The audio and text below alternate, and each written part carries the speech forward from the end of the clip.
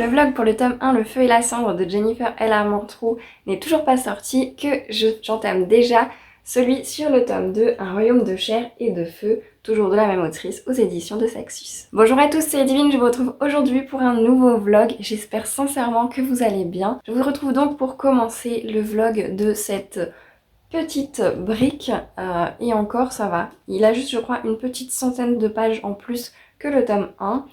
Je l'ai déjà commencé, je l'ai commencé hier soir, je ne pouvais plus attendre. Et donc j'en suis à une centaine de pages et je vais commencer tout de suite par vous dire ce que j'en pense déjà. Alors déjà pour le tome 1, je l'ai quitté en me disant Hawk, le personnage de Hawk ne me plaisait plus trop, vraiment ça a été compliqué. Et au final, à la fin du tome 1, il ne me plaisait pas trop, au tout début du tome 2 non plus.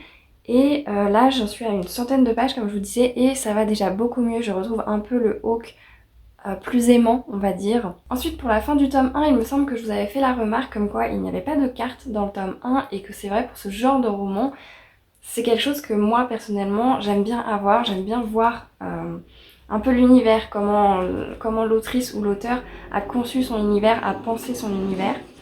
Et figurez-vous que, si je la retrouve, figurez-vous donc qu'ici, vous l'aurez compris, il y en a une, regardez. Donc voilà, ici il y a une carte et donc quand j'ai vu ça, déjà tout de suite, gros point positif, vraiment un point en plus rien que pour ça, ça fait plaisir. Donc pourquoi il n'y en avait pas dans le tome 1, je ne saurais pas dire, peut-être que les révélations de la fin du tome 1 font qu'ils n'ont pas voulu en faire un pour le tome 1, mais plus pour le tome 2, je sais pas du tout. Donc écoutez, je suis très contente de voir qu'ici il y a une carte. Autre point positif que je peux vous dire pour l'instant, c'est qu'avec ce tome, on repart directement sur ce qu'on a laissé dans le tome précédent. Et c'est vrai que j'ai un peu hésité à le lire tout de suite ou pas. Je me suis dit, allez, je suis dans la vibe, hop, je le lis tout de suite. Mais en même temps, j'étais un peu dans le fait de me dire, est-ce que j'attends pas un peu, parce que le tome 3 ne sort pas avant, il me semble, le 20 avril. Donc du coup, voilà, j'étais un peu dans cet entre-deux et je me disais, oui, mais si t'entames pas tout de suite, tu risques d'oublier certaines choses et tu vas te retrouver à recommencer le tome 2 peut-être pas du tout directement à la suite du premier tome et donc ça va te perturber, tu vas être un peu perdu. Et au final non, donc sachez-le, si vous pouvez en fait lire ce tome 2 pas tout de suite, pas à la suite, dans le sens où vous reprenez directement à la fin du tome 1. Et c'est vrai que ça c'est plutôt pas mal je trouve, pour certains livres, ça aide vraiment à se replonger quand on se souvient un peu de la fin du tome précédent. Ou alors si on se souvient plus, bah retourner dans le tome précédent pour relire. Mais là vraiment du coup je suis plutôt surprise et agréablement surprise de voir qu'on renquille directement sur ce qu'on a eu dans le tome 1. Pour revenir un peu sur le personnage de Hawk, je peux du coup vous expliquer, c'est vrai que là j'ai un peu plus fait attention à ce qui me dérangeait au tout début. Et c'est vraiment le fait qu'on a toujours connu Hawk comme un personnage extrêmement gentil, compréhensif. Vraiment il y avait ce truc de il comprenait Pénélope. Et à la fin du tome 1, et là du coup je m'en suis vraiment rendu compte au début du tome 2, il devient beaucoup plus froid, je dirais, mais pas vraiment dans le sens froid. Vraiment, il le prend vraiment Pénélope pour une idiote, en fait. Il la prend vraiment de haut. Et ça m'a beaucoup dérangé en fait. Et donc là, comme je vous le disais, j'en suis à la page... Chapitre 8, page 122.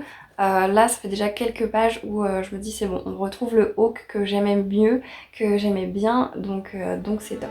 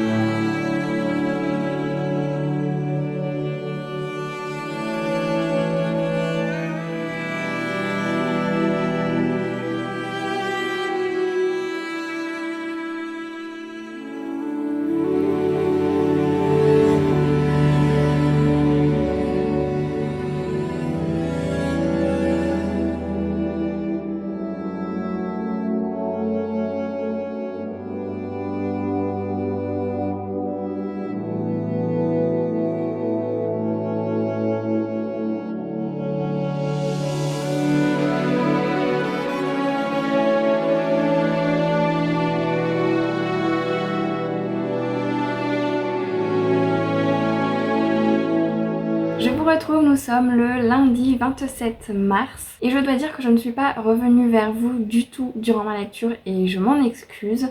J'ai donc déjà terminé ma lecture d'un royaume de chair et de feu de Jennifer L. Armentrout aux éditions de Saxus. C'est quand même un sacré livre niveau page et j'ai juste passé littéralement tout mon week-end à le lire.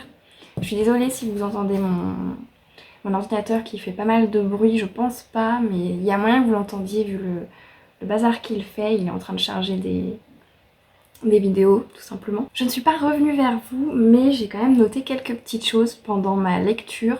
Il me semble la dernière fois que je vous ai pris que je vous parlais de Hawke. Hawke qui m'agaçait énormément à la fin du tome 1 et qui m'agaçait énormément au début du tome 2 et finalement au fur et à mesure de ma lecture vers la page 100 et quelques ça allait mieux et je retrouvais un peu le Hawke aimant que j'aimais tant dans le tome 1. J'ai particulièrement noté pendant cette lecture et c'est vrai que je l'ai également ressenti pendant le tome 1 mais j'en avais pas trop pris de note. Je pense que encore une fois j'étais à fond dans ma lecture et il n'y a pas eu de moment où je me suis peut-être arrêtée dans la lecture au moment où je m'en rendais compte. Ça aide aussi quand vous arrêtez plus souvent vos lectures, vous avez plus moyen de vous remettre en question, de vous remettre dans la lecture, de savoir ce qui vous plaît ou non. Et donc dans celui-là, j'ai remarqué effectivement que j'adore l'humour qui est présent à l'intérieur. Il y a l'humour, pas forcément de situation, mais vraiment l'humour lié aux réparties des personnages. Il y a pas mal de réparties extrêmement cinglantes de la part des personnages et j'aime beaucoup le personnage de Pénélope, notamment parce qu'elle ne se laisse pas démonter, que ce soit devant des femmes comme devant des hommes, et ça, j'adore ça. J'avoue que pour ça, j'aimerais bien être un peu plus comme elle. Dans ce tome, par contre, je dois quand même dire qu'il y a une chose qui m'a un peu agacée et heureusement, au bout d'un moment, ça s'arrête. Mais en même temps, c'est de la romance. Je pense pas que je pouvais m'attendre à autre chose. En tout cas, c'est la façon dont l'autrice a voulu montrer les choses ici. Et en fait, ce qui m'a dérangée, c'est que Pénélope refuse de montrer ce qu'elle ressent vraiment. Je la trouve un peu odieuse quand même vis-à-vis de Hawke et surtout un peu, c'est peut-être dur mais extrêmement idiote aussi à certains moments puisque elle refuse de voir ce que tout le monde voit autour d'eux et ça m'a beaucoup frustrée quand même, on va pas se mentir, ça m'a pas mal agacée de perdre du temps en fait et donc au bout d'un moment, c'est normal, c'est une romance, on s'en passe et tout, mais c'est vrai que ça, il y a eu un moment où vraiment je me suis fait la remarque en mode Pénélope ouvre les yeux en fait, tu le vois, tu le sais et tu te refuses de te l'admettre. C'est peut-être le petit bémol mais finalement je pense que s'il n'y avait pas eu ça dans cette lecture, j'aurais pas forcément, comment dire, j'aurais peut-être pas autant accroché, autant été happée par ma lecture. Parce que oui, je la trouve super dure vis-à-vis de Hawke qui est transi amoureux d'elle et qui clairement lui montre, ça se voit, en plus il y a quand même un autre personnage qui dit clairement à Pénélope les choses et même ça elle refuse de le croire. Et d'un côté je la comprends, je comprends aussi son innocence, elle ne connaît rien à la vie, elle connaît rien aux relations et forcément vu ce qu'il s'est passé pour elle et ce que Hawke lui a fait subir, c'est difficile effectivement de croire à un amour etc. Mais ce qui m'embêtait vraiment, c'est qu'elle le sait, elle se le disait à demi-mot, elle s'en rendait compte, mais elle ne voulait pas se l'avouer et j'aurais bien aimé être là pour la secouer un petit peu et lui dire attention, là tu commences un peu à exagérer, tu le sais, tu le vois, voilà. Ensuite, bon bah comme je vous l'ai dit, j'ai terminé ma lecture, cette lecture, et sans grande surprise, c'est un énorme coup de cœur. Je crois bien, sincèrement, que je l'ai préféré au premier tome. Je saurais pas dire pourquoi. J'ai vraiment été happée dedans. Alors, même quand j'arrêtais ma lecture, j'étais dans ma lecture, je revivais certaines scènes. Et tout comme le premier tome, une fois que je l'ai terminé, surtout que là j'ai pas le tome 3 sous la main, une fois que je l'ai terminé, sincèrement, je retournais en fait dans le livre pour tourner les pages, pour relire, j'ai relu la dernière scène. Si vous avez lu ce livre et la fin, vous comprenez sûrement pourquoi. Donc j'ai relu certaines scènes qui m'ont particulièrement marquée et je voulais encore en fait m'imprégner de cet univers, de ces personnages, de ce qu'il se passe. Et je dois dire honnêtement que le sentiment que je ressens une fois cette lecture terminée, je crois sincèrement que c'est la première fois que je le ressens. Même quand j'ai lu L'ombre du vent, qui est quand même mon livre préféré de Carlos Ruiz Zafón, il y a quand même pas eu ce truc qui fait que j'ai relu, etc. Il n'y a pas eu ce truc qui fait que je voulais la suite tout de suite absolument. D'ailleurs, j'ai jamais lu la suite pour l'instant. Alors que là, au contraire, il y a ce truc, ce côté un peu vraiment addictif. Je voulais pas quitter l'univers, je voulais pas quitter les personnages. Et c'était assez fort en fait, comme c'est toujours d'ailleurs assez fort comme sentiment. J'ai terminé, pour vous dire, ma lecture hier soir. On est lundi soir, j'ai toujours pas pu entamer une autre lecture. J'ai sorti un manga parce que je me suis dit peut-être qu'en lisant un manga ça passera mieux. Mais j'arrive pas à me dire tu vas commencer une autre lecture, même si c'est un manga ou peu importe. J'ai beaucoup de mal en fait à admettre que je vais quitter cet univers. Je pense qu'il y a aussi cette peur d'oublier un peu ce qui se passe dans ce livre. Je sais pas, honnêtement c'est la première fois que ça m'arrive. Donc écoutez, je suis extrêmement surprise, agréablement surprise de ces deux livres. Et particulièrement de ce deuxième, parce que je pense sincèrement l'avoir préféré au premier. Le premier, on découvre des choses, etc. Dans celui-ci, on va découvrir plus l'univers. J'ai beaucoup aimé dans celui-ci la romance qui est particulièrement mise en avant. Il y a peut-être moins de questions. C'est plus, on va dire, en retrait, tout ce qui est questions politiques, etc. Il y a quelques voilillages, mais justement, on profite de ces petits moments pour mettre en avant la relation de Poppy et Hope.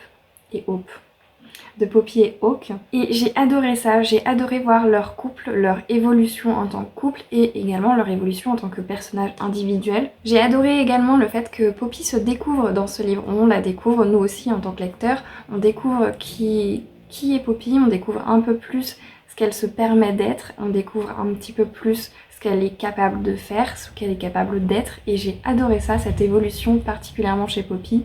Concernant véritablement Poppy et Hawke, pourquoi je veux dire Hope? Concernant particulièrement Poppy et Hawke, j'ai adoré vraiment dans leur relation le fait qu'ils s'aiment profondément, tout le monde le sait, c'est un secret pour personne, sauf pour eux, bien évidemment, sinon c'est pas drôle.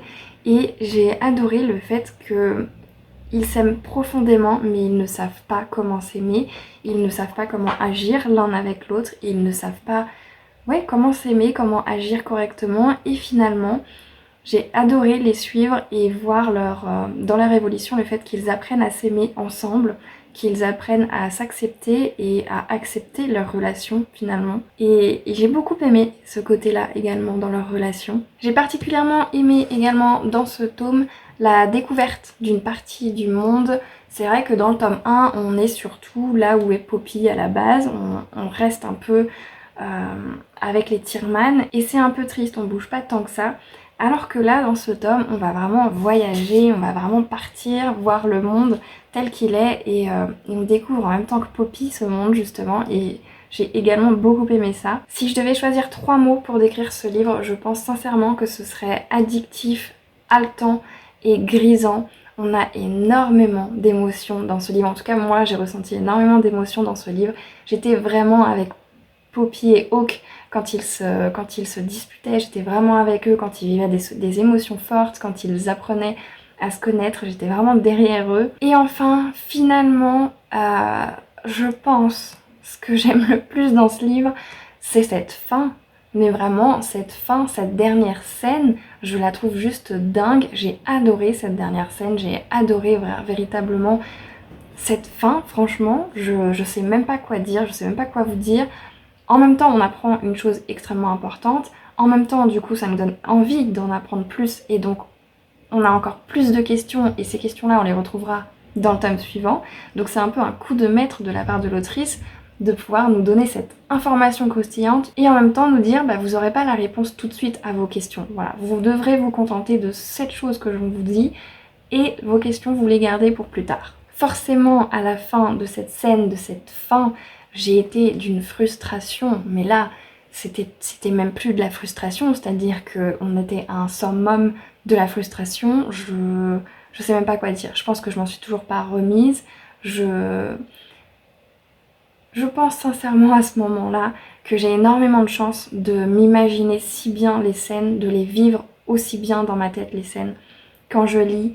On en parlait récemment avec mon compagnon, quand il lit, il ne voit pas les choses dans sa tête, il sait les choses, il a les choses concrètement, mais il n'a pas les images dans sa tête. Et donc je pense vraiment là pour cette scène particulièrement que j'ai la chance de pouvoir tout mettre en place dans mon cerveau, de pouvoir voir en fait ce que je lis.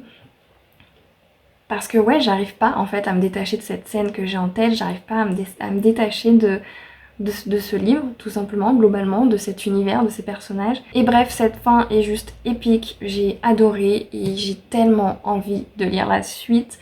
Depuis hier soir, honnêtement, donc dès que j'ai fini le tome 2, forcément, j'ai précommandé le tome 3. J'attendais un peu, je me disais, ça se trouve, tu vas pas tant aimer que ça, donc au pire, tu verras en magasin, tu le trouveras certainement en relié. J'ai la chance de vivre dans un endroit où il n'y a pas grand monde, où il y a de toute évidence pas grand lecteur, et donc encore moins des gens qui courent après les reliés. Donc typiquement là, Light Clark, je l'avais pas précommandé. 2 jours après, voire même 3 jours après sa sortie, ouais je crois que c'est ça, je l'ai trouvé en magasin. Donc voilà, il y en avait encore 2, mais il y en avait quand même encore. Donc pour vous dire, je m'inquiétais pas trop. Mais là, clairement, j'ai quitté ma lecture. Je me suis dit, ok, je le précommande tout de suite, c'est pas possible, je peux pas attendre Non, il faudra que je l'ai à sa sortie. Mais aujourd'hui, clairement, on est lundi, j'ai terminé ma lecture hier soir et toute la journée, je me suis dit, est-ce que je l'achèterais pas en e-book? J'y ai pensé hier soir, j'ai vu le prix du e-book. À la base, je voulais l'acheter sur Book Depository en me disant peut-être qu'il arrivera avant le 20 avril et que je pourrais lire la suite en anglais. Le truc, c'est que même en anglais hardback, je crois qu'en hardback c'était plus cher qu'en français. Et en anglais normal c'était 20 et quelques. Et je me suis dit, pour un livre que de toute façon je vais acheter en français après, est-ce que j'ai vraiment envie de mettre 20 balles? Non. Donc après je me suis dit, bah pourquoi pas le e-book? Voilà, tu l'achètes en e-book, tu l'as aussitôt, tu le lis en e-book aussitôt, comme ça tu le reliras au pire en français après, et puis voilà. Et en fait, j'ai vu le prix 8 euros. J'avais pas envie de mettre 8 euros dans un e-book qui est un livre que je vais acheter finalement, que j'ai déjà acheté en plus, pour le recevoir dans un mois, moins d'un mois maintenant. Donc voilà, il y a vraiment toute la journée, je me suis encore posé la question, mais est-ce que je craque pas pour le e-book? Peut-être que en craquant, en achetant le livre e-book, le livre numérique, je vais peut-être... comme ça, au moins je quitte pas l'univers et ça serait vraiment top de pas quitter l'univers. Donc je sais pas, je suis vraiment là en questionnement total, je pense que je vais pas craquer, je pense que je vais attendre jusqu'au 20 avril. Je vais le lire certainement, je sais pas c'est quoi un 20 avril, mais je vais le lire certainement extrêmement rapidement et puis à la fin de ma lecture, c'est quasiment certain, si j'adhère autant au tome 3 que là j'ai adhéré au tome 1 et 2, c'est quasiment certain que j'achète l'e-book derrière ou en anglais le tome. Peut-être plus l'e-book quand même, parce que je vais l'acheter en français au final, donc voilà. Je sais pas si c'est très clair mon avis sur ce livre, enfin, je pense que vous avez bien compris que j'ai adoré le tome 1 et 2. Je suis en train de me dire que je crois que j'ai jamais expliqué l'histoire, ni dans ce vlog, ni dans le vlog pour le tome 1.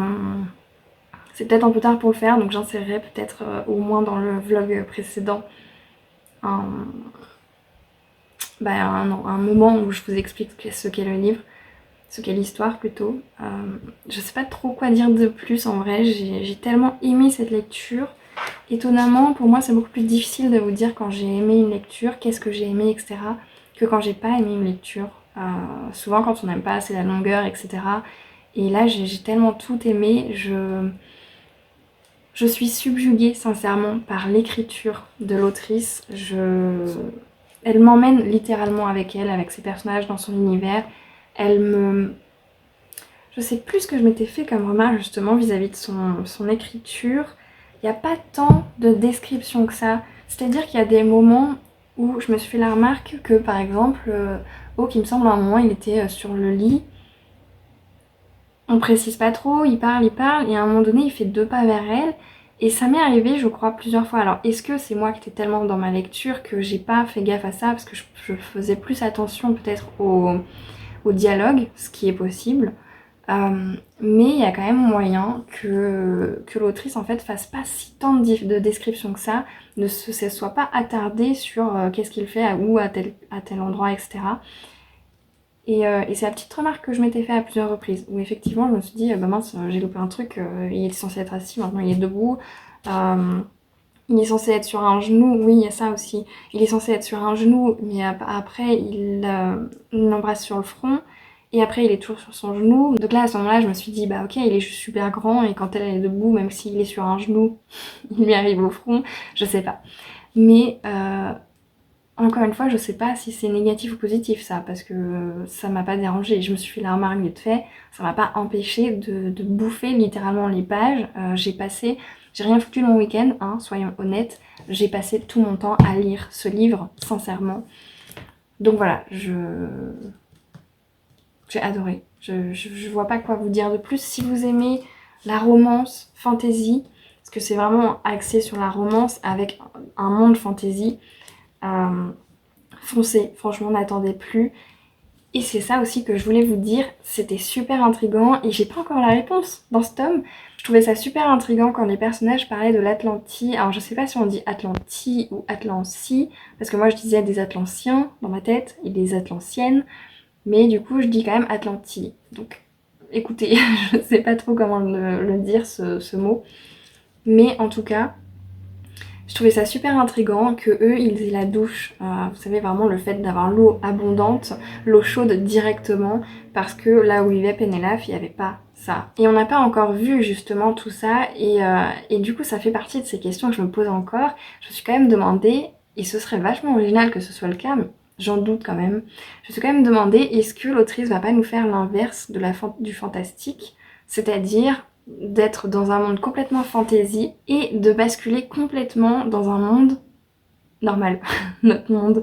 Ça serait assez original en vrai. J'ai jamais lu ça personnellement, de choses comme ça, un peu l'inverse de fantastique, par exemple dans Harry Potter où vous êtes dans votre monde normal et que d'un coup, boum, vous avez... j'ai le terme en anglais, Hogwarts.